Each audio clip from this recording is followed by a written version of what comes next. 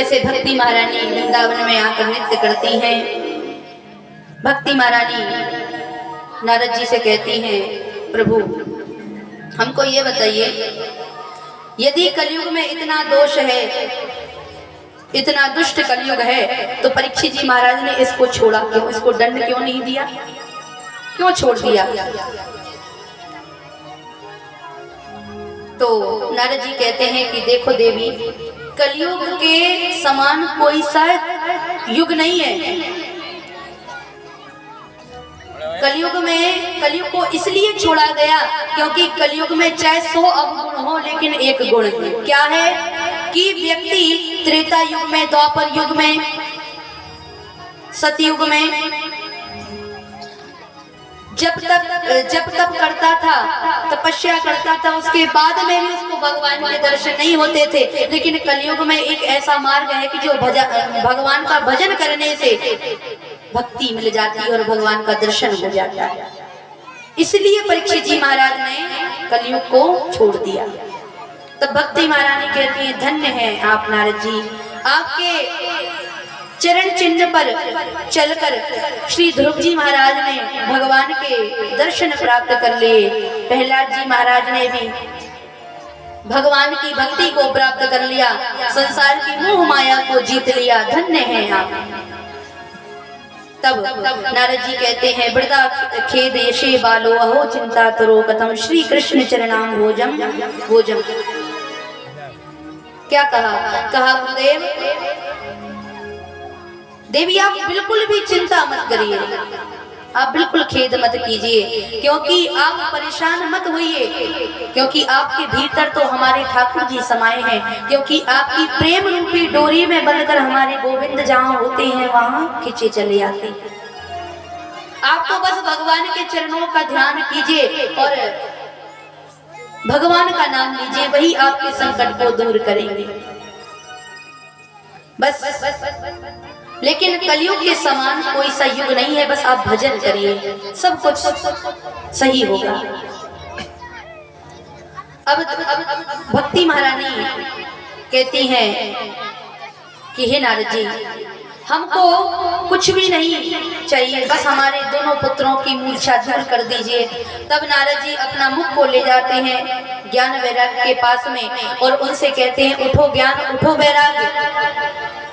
वेद वेदांत के पाठ सुनाते हैं, गीता का पाठ सुनाया, लेकिन कुछ क्षण के लिए तो मूर्छा दूर हुई, इसके बाद में फिर मूर्छित हो गए।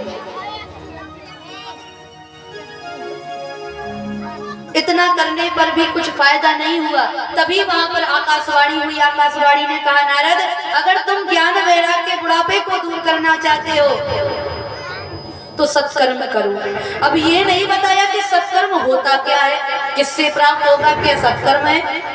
अब आकाशवाणी बता के गायब हो गई। अब नारद जी बड़ी चिंता में हो गए कि अब क्या करूं। भक्ति महारानी को प्रणाम किया और भक्ति महारानी से कहते हैं कि कोई उपाय करता हूँ, देखता हूँ। अब नारद जी वहां से निकल पड़े। अब जितने संत मार्ग में मिले सभी संतों से नारद जी ने पूछा कि गुरुदेव हमको सत्कर्म बताइए कि ये सत्कर्म है क्या, लेकिन कोई नहीं बताए। अब नारद जी ब्रह्मा जी की संतान, अब इनसे बड़ा कोई ज्ञानी हो सकता है। छोटे मोटे संत मिले, संतों से पूछा ये बताइए सत्कर्म क्या है। छोटे मोटे संत हाथ जोड़ के कहते हैं, गुरुदेव आपसे बड़ा तो कोई है ही नहीं और आप हमसे पूछ रहे हैं कि सत्कर्म क्या है। आपसे बड़ा कौन है और हम क्या बता सकते हैं कि सत्कर्म क्या है। अब नारद जी थोड़े और आगे गए। तब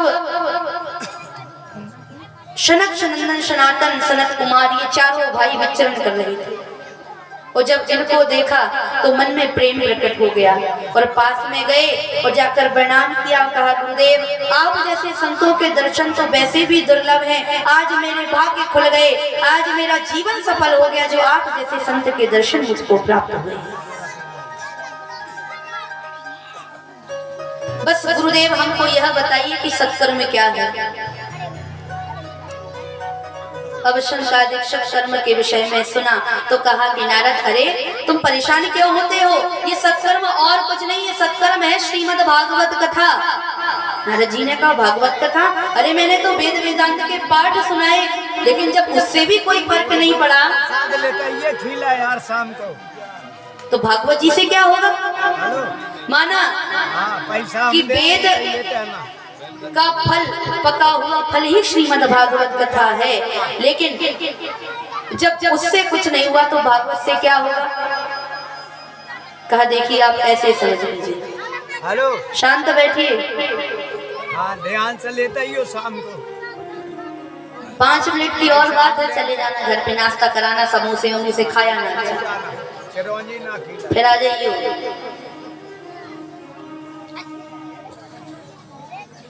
तो बताया कि नारद जी आप ऐसे समझिए, जैसे हम घर में मिठाई बनाते हैं तो मावे की जरूरत पड़ती कि नहीं पड़ती? शक्कर की पड़ती है, शक्कर की तो पड़ती है, लेकिन शक्कर बनती किससे है? गन्ने के रस से। पहले गुड़ बनता है, गुड़ से शक्कर बनती है, बनती के नहीं बनती?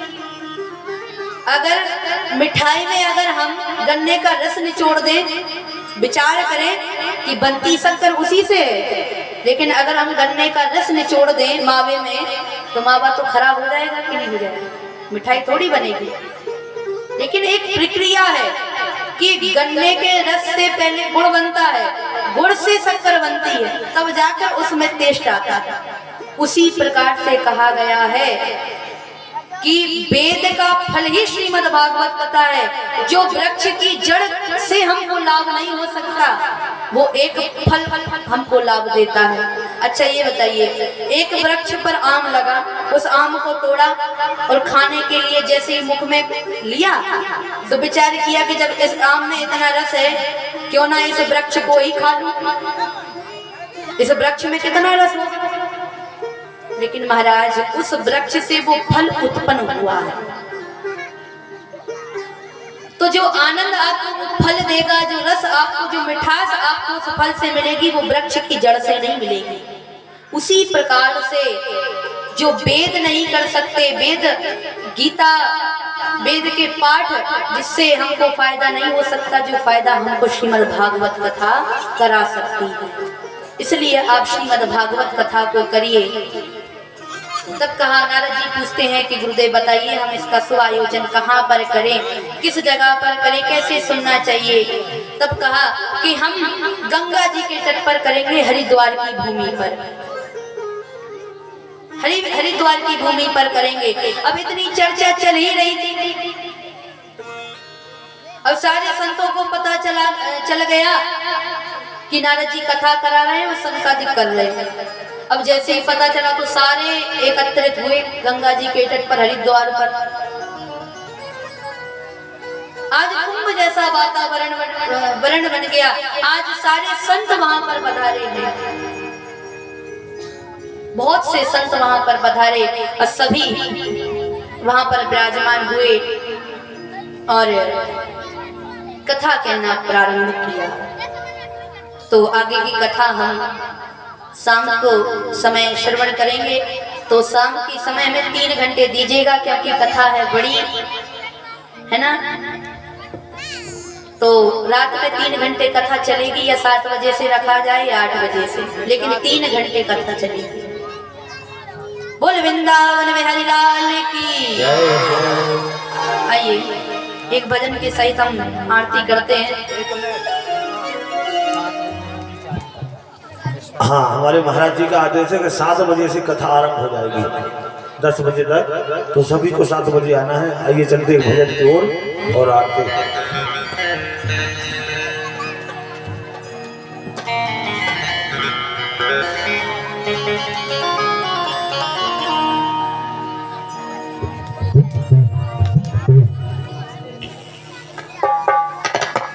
घनश्याम तेरी बंसी पागल कर जाती है, ओ घनश्याम तेरी बंसी पागल कर जाती है, पागल कर जाती है।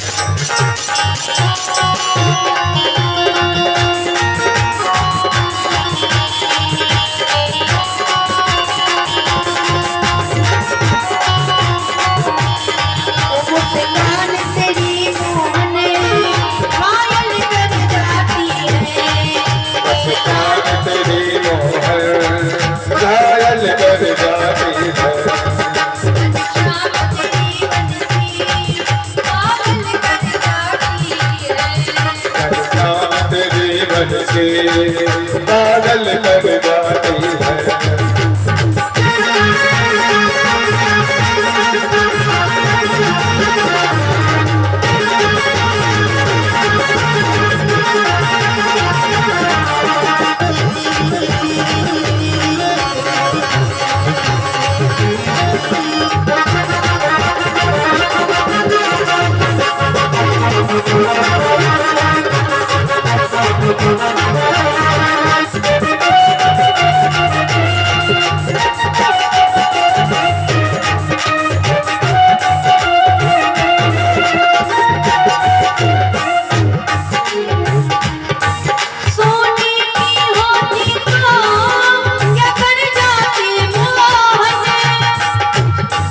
सोने की होती तो क्या कर जाती मोहन।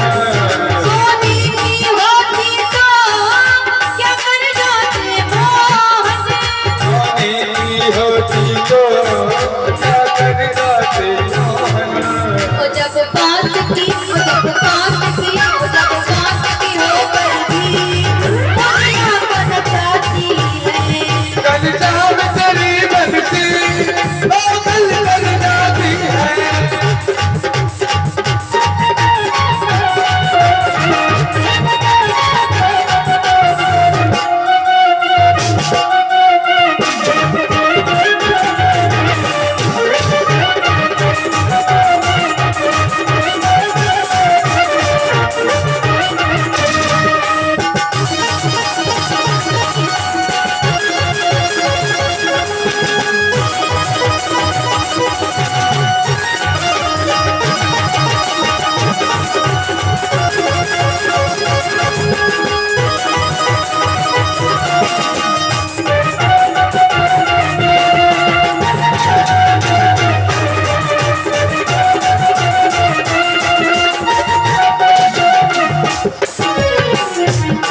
यदि गोरे होते तो क्या कर जाते मोहन।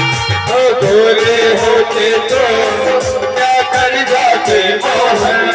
वो जब गोरे होते तो क्या कर जाते मोहन। यदि गोरे होते तो क्या कर जाते मोहन। वो जब काले रंग पर भी दुनिया मर जाती है। शाम तेरी बंसी पागल कर जाती है। मगर शाम तेरी बंसी पागल कर जाती है। शाम तेरी मुरली पागल कर जाती है। मगर शाम तेरी मोहने पागल कर जाती है। शाम तेरी मुरली पागल कर जाती है। मुस्कान तेरी मोहने पागल कर जाती है। शाम तेरी मोहर पागल कर जाती है। वो पागल कर जाती है। पागल कर जाती है। वो घायल कर जाती है। पागल कर जाती है। वो पागल कर जाती है।